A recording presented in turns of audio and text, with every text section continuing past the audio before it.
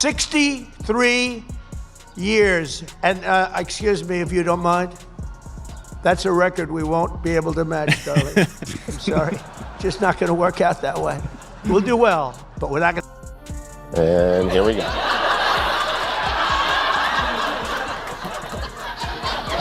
Yeah. Maybe. Anybody else coming? Hello. Little tap. Let's forget about politics for a moment and consider this.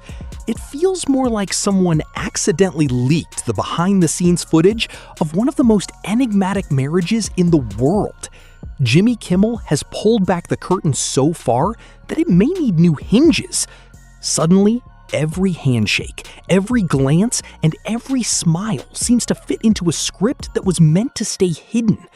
The real question isn't what has been revealed, but how long it remained concealed in plain sight. When I greeted the day facing yet another Twitter vomit storm, and a call to fire me from our First Lady, Melania Trump, saying I should be fired because of a joke I made, again, 5 nights ago.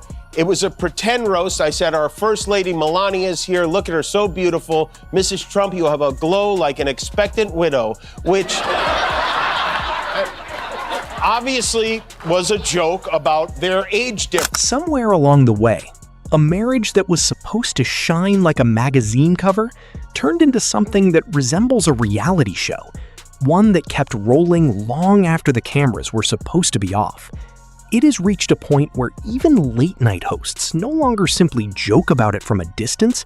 They've made it a case study of public awkwardness. All right, okay, yeah, there you go. You know what? Considering the week I've had with the first couple, I'm just going to say that is a completely normal way to interact for two people who are very much in love.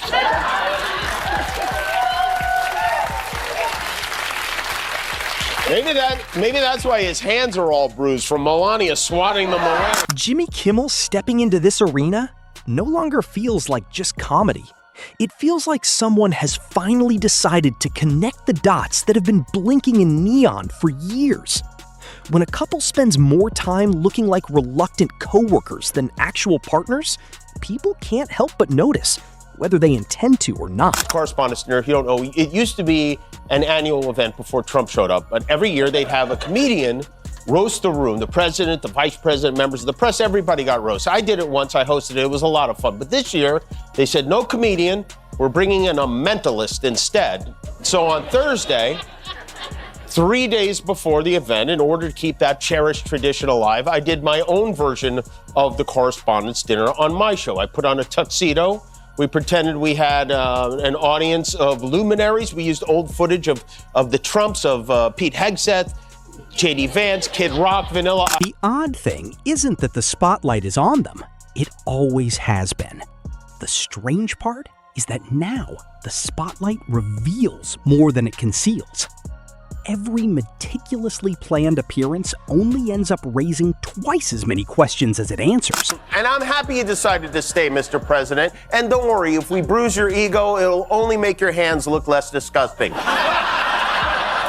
The president didn't want me to tell any jokes about him tonight, but he also didn't want to pay me $130,000 to shut up. So here we are.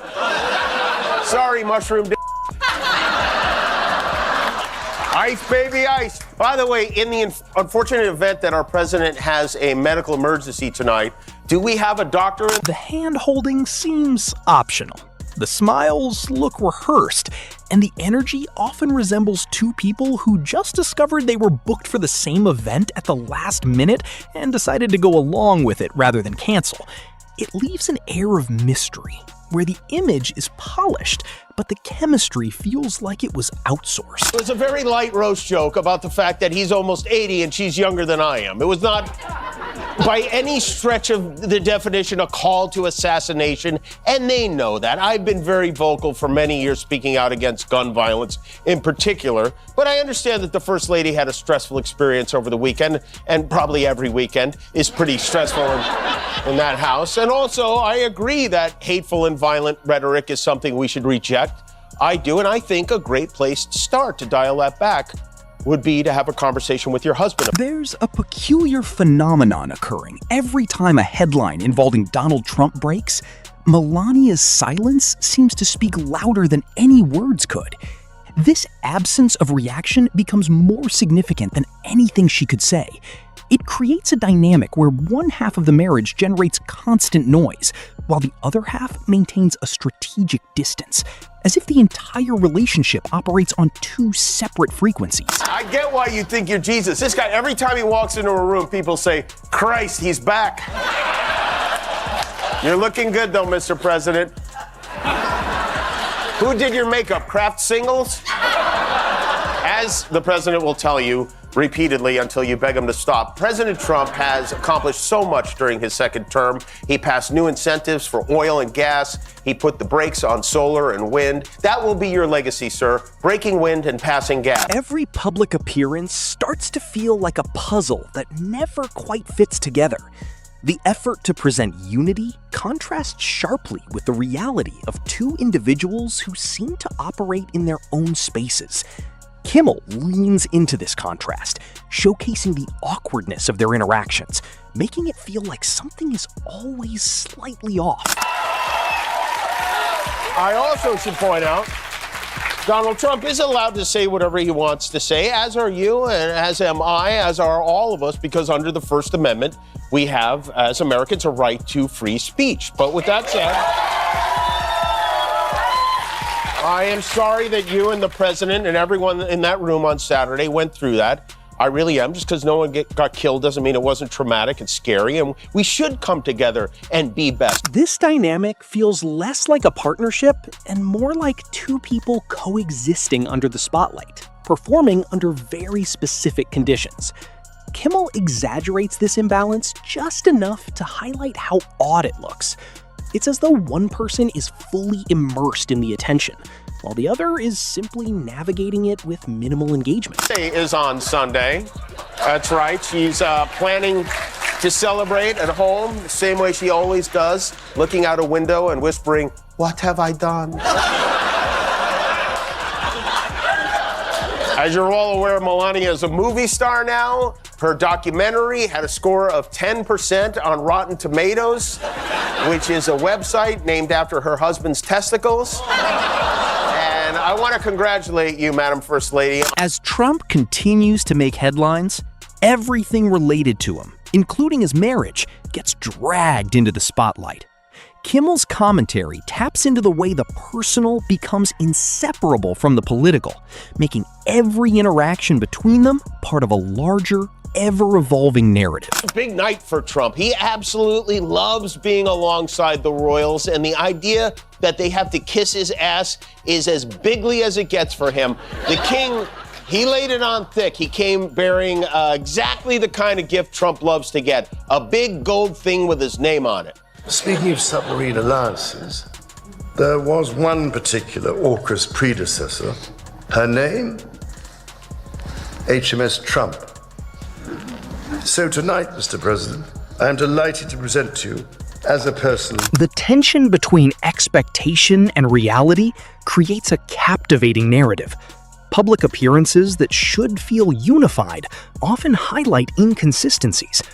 Kimmel expertly uses this contrast, turning small lapses in the usual polished image into focal points, forcing the audience to question what they're really seeing. Further, Melania, this is Donald. Donald, this is Melania. That was my impression of Jeffrey Epstein. Pretty good, right? Thanks, Chris. I do have an important announcement, and I'm sorry to say it's bad news. J.D. Vance is here. It's hard to get JD to come to an event like this. He's a real homebody. His wife had to peel him off the couch. And that reminds me, please do not get up from your seats during the performance because the vice president will. The marriage between Trump and Melania has become a never-ending story that's reinterpreted every time new headlines emerge.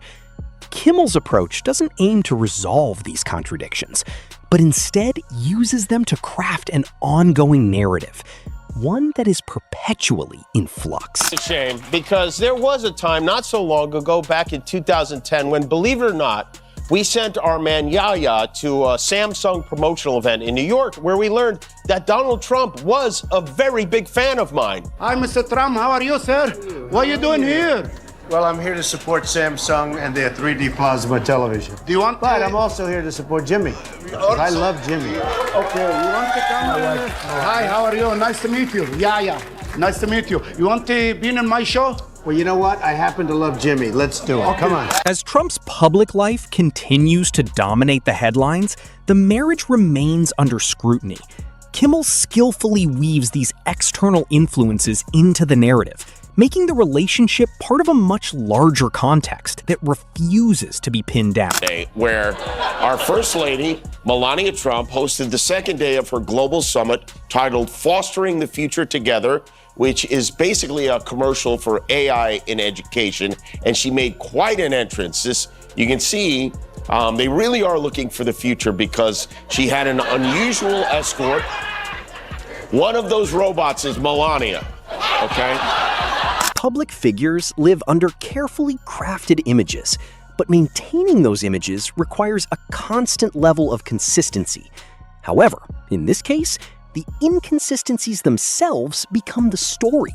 These small deviations from the expected narrative become the most interesting part, offering us a glimpse into a dynamic that's not fully controllable. Not split on that. They do not want that to happen. But I think we can see how this is going to go. The Republicans will request the pardon. Trump will reluctantly grant the pardon. Well, they wanted it. You know me. I don't get involved.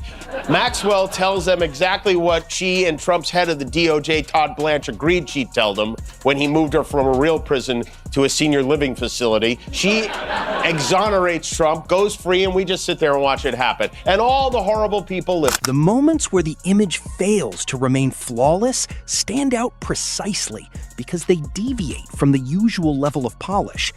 Kimmel magnifies these discrepancies, treating them as clues rather than anomalies, encouraging the audience to pay closer attention to what might otherwise go unnoticed. Joke I made 3 days before this dinner had any effect on anything that happened? Well, then maybe someone should look into this psychic lady too. This speech tonight will be classic Donald J. Trump. It'll be funny, it'll be entertaining. There will be some shots fired tonight in the room. You know what? You know, As the relationship seems unscripted and draws more attention than it deflects, it raises a question. What does this marriage look like when the cameras aren't rolling? Kimmel's commentary leans into this unpredictability, turning each public appearance into a new chapter in an ongoing, unresolved story.